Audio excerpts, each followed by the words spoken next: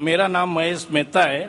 کعبہ شریف بھی لوگ مطلب اس کو چومتے ہیں, ٹچ کرتے ہیں.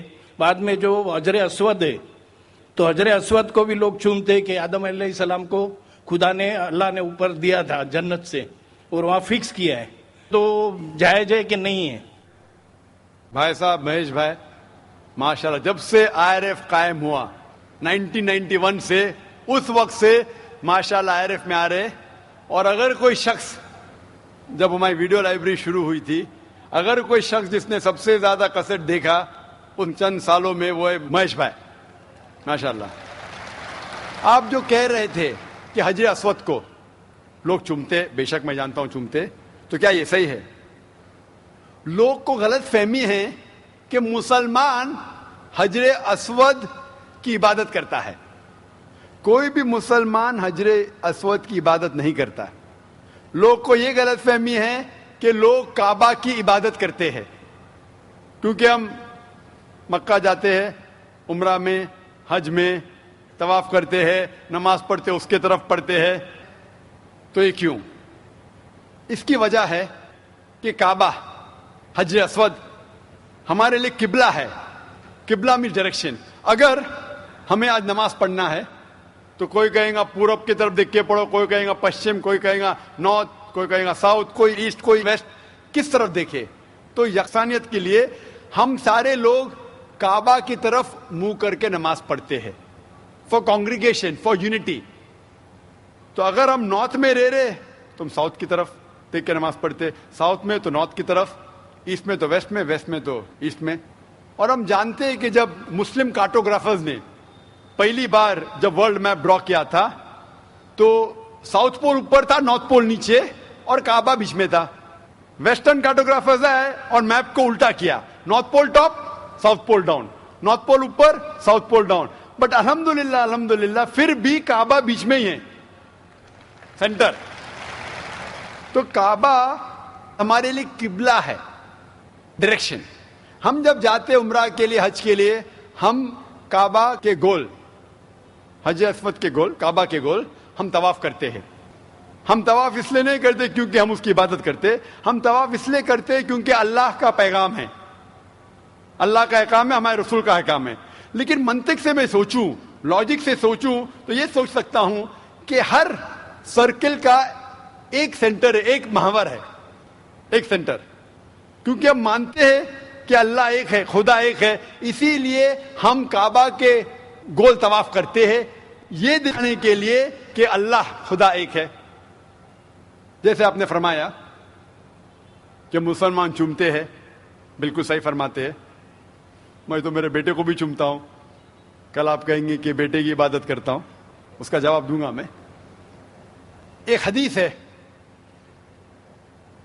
صحیح بخاری کی, والیوم نمبر 2, حضرت عمر رضی اللہ عنہ جو سیکنڈ خلیفہ تھے اسلام کے, وہ یہ حجر اسود کو دیکھ کے کہتے ہیں کہ یہ کالا پتھر نہ ہی میرے لیے کچھ اچھا کر سکتا ہے, نہ میرے لیے کچھ برا کام کر سکتا ہے, کیونکہ میرے آخری رسول محمد صلی اللہ علیہ وسلم سے چوما, اس سے میں چوم رہا ہوں. It can neither benefit me, it can neither cause me harm. نہ مجھے کوئی نقصان پہنچا سکتا ہے, نہ مجھے کوئی فائدہ پہنچا سکتا ہے, کیونکہ محمد صلی اللہ علیہ وسلم نے چوما, اس لیے میں چوم رہا ہوں.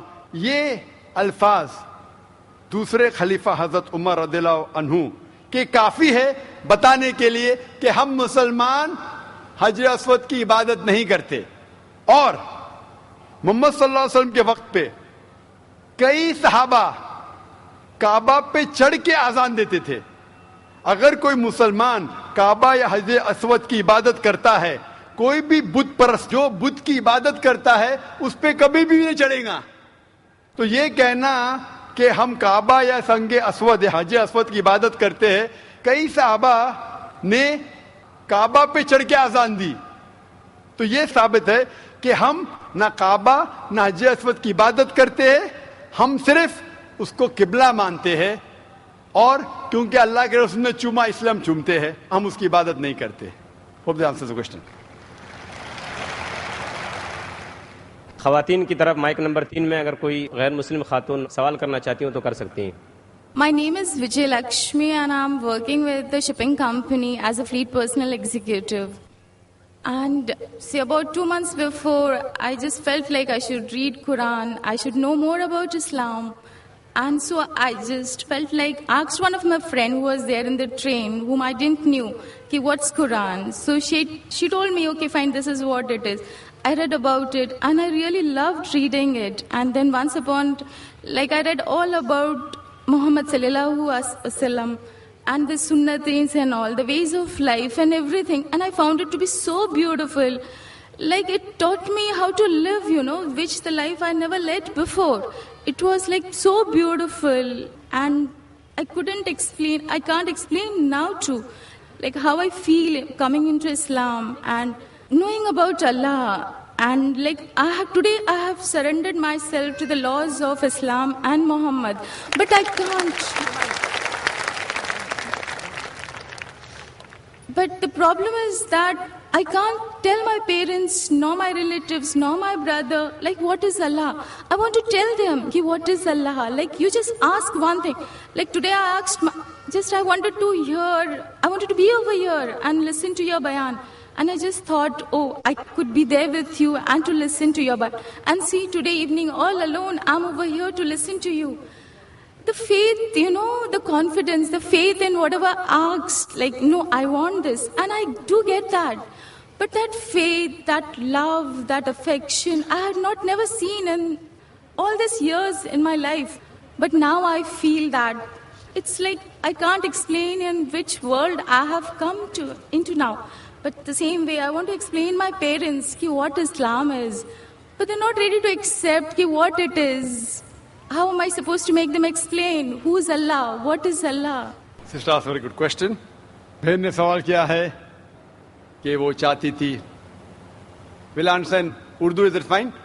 Can you understand Urdu, Hindi, or do you want me to reply in English? No, I can understand Hindi and Urdu as well. That's fine. But you're like me. My English is more powerful than my Urdu, Hindi. बहन ने सवाल किया है कि वो चाहती थी कि कुरान मजीद पढ़े. اور چند مہینے پہلے 2-3 مہینے پہلے اس نے ایک مسلمان دوست سے پوچھا ہے اور قرآن مجید پڑھا ہے. اور قرآن مجید پڑھنے کے بعد اتنا امن محسوس کرنے لگی اور محمد صلی اللہ علیہ وسلم جاننے کے بعد کہ آج وہ کہتی ہے کہ I have surrendered to the will of Allah and the teachings of Muhammad صلی اللہ علیہ وسلم. ویسے وہ خوشی سے خود جو اللہ کے احکامات ہے اور محمد صلی اللہ علیہ وسلم کے پیغامات ہیں ان کے اوپر عمل کرنے کی خواہش ہے اور سرنڈر کر چکی ہے الحمدللہ, جو ایک سچا مسلمان کرتا ہے.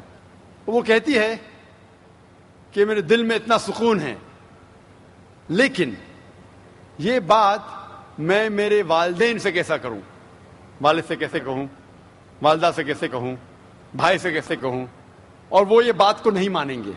کس طریقے سے میں انہیں اللہ سبحانہ و تعالیٰ کے بارے میں کہوں. بہن, آج تو میری تقریر تھی محمد صلی اللہ علیہ وسلم کا ذکر مختلف مذہبی کتابوں میں. تو جو آج آپ نے یہاں سنا وہ آج جا کے کہو اپنی والدہ سے, اپنے بھائی سے کہ میں نے تقریر سنی. ایک شخص جو اپنے آپ کو ذاکر کہتا ہے, وہ کہتا ہے کہ محمد صلی اللہ علیہ وسلم ہندو مذہب کی کتاب میں بھی ہے اور ہندو مذہبی کتاب کے حساب سے وہ آخری پیغمبر ہے. وہ محمد صلی اللہ علیہ وسلم لوگ جسے کہتے ہیں وہ صحیح انسان نہیں, کیونکہ میں جانتا ہوں کہ غیر مسلمانوں کو محمد صلی اللہ علیہ وسلم کے بارے میں غلط فہمی ہے. اور جو کچھ میں نے اس تقریر میں بیان کیا, جو بھی آپ یاد رکھ سکے وہ آپ اپنے والدین اور اپنے بھائی سے فرمائیں. جہاں تک کہ اللہ کا تعلق ہے کہ اللہ کے بارے میں کس طریقے سے میں میرے والدین کو کہوں, اگلے سنیچر جیسے میں نے کہا 22 تاریخ کو میری تقریر ہے خدا کا تصور مختلف مذہب میں, concept of God in various world religions. اور اس میں انشاءاللہ جس طریقے سے آج میں نے ثابت کیا محمد صلی اللہ علیہ وسلم آخری پیغمبر ہے مختلف مذہبی کتابوں سے, اس دن ایک ہفتے بعد انشاءاللہ میں یہ ثابت کروں گا کہ ہر مذہب میں ضروری ہے کہ ایک ہی ایشور ہے, ایک ہی خدا ہے, ایک ہی اللہ ہے اور اس ایشور کی کوئی پرتیما نہیں ہے، نہ کوئی بت ہے، اور صرف ہمیں اس کی عبادت کرنا چاہیے. تو یہ دونوں تقریر سننے کے بعد جو دونوں مین پلرز ہے، مین رکن ہیں، اسلام کے مین رکن ہے، جو کلمہ بھی ہے کہ مانو کہ ایک خدا ہے اور اس کے علاوہ کسی کی عبادت نہیں کرنا چاہیے، اور محمد صلی اللہ علیہ وسلم اس کے آخری پیغمبر اور بندے ہیں. یہ ضروری ہے ماننے کے لیے کوئی انسان کو مسلم بننے کے لیے. میرا یہ کہنا ہے کہ جب بھی آپ اپنے گھر والوں سے بات کرتے ہیں تو یکسانیت کی بات کرو، اختلافی بات مت کرو. یہ مت کہو کہ اس میں یہ غلط لکھا ہے، یہ مذہبی کتاب میں ہندو میں یہ غلط ہے، یہ مت کیجیے. اللہ تعالیٰ فرماتے ہیں سورہ ال عمران میں سورہ 3 آیت نمبر 64 میں، تعالوا الی کلمۃ سواء بیننا وبینکم، آؤ ہم اس بات کی طرف جو آپ اور ہم میں یکساں ہے. سب سے پہلی بات اللہ نعبد الا اللہ، کہ ہم صرف ایک اللہ سبحانہ و تعالیٰ کی عبادت کرتے. لیکن جب آپ اسلام قبول کیے اور اسلام پہ عمل کرنا شروع کیے، آپ کو یہ احساس دلانا ہوگا اپنے گھر والوں کو کہ آپ ایک اور بہترین انسان ہیں. آپ جو پہلے تھے وہ دوسرے انسان ہیں، اور آج جو ہے وہ اور دوسرے انسان ہیں. آپ کو اپنی والدہ سے اور محبت کرنا چاہیے. محمد صلی اللہ علیہ وسلم فرماتے کہ والدہ کے پیر کے نیچے جنت ہے، مسند احمد کی صحیح حدیث ہے. تو آپ کو یہ احساس دلانا ہوگا کہ آپ اپنی والدہ سے اور محبت کرتے ہیں، آپ کے والد سے اور محبت کرتے. جو آپ ان کی بات پہلے نہیں مانتے تھے آج ماننا شروع کرو. صرف وہ چیزیں جو قرآن اور حدیث کے خلاف ہے، اللہ کے احکامات اور محمد صلی اللہ علیہ وسلم کے پیغامات کے خلاف ہے، وہ چیز چھوڑ کے سب باتیں مانو. تو انہیں احساس ہوگا کہ آپ ان سے اور محبت کرتے، اور آہستہ آہستہ پیار سے جو یکسانیت ہے ان کو بیان کرو. وقت ہو سکتا ہے آپ کو کچھ دن لگے، کچھ ہفتے لگے، کچھ سال لگے. آپ کا کام ہے ذکر کرنا، جیسا میرا کام ہے ذکر کرنا. ہدایت دیتا اللہ سبحانہ و تعالیٰ، ہدایت تو اللہ دیتا ہے، ہم صرف ذکر کرتے. اسی طریقے سے آپ دعوت دیجئے آپ کے گھر والوں کو، اور بعد میں اللہ پہ چھوڑیے. Hope the answers the question.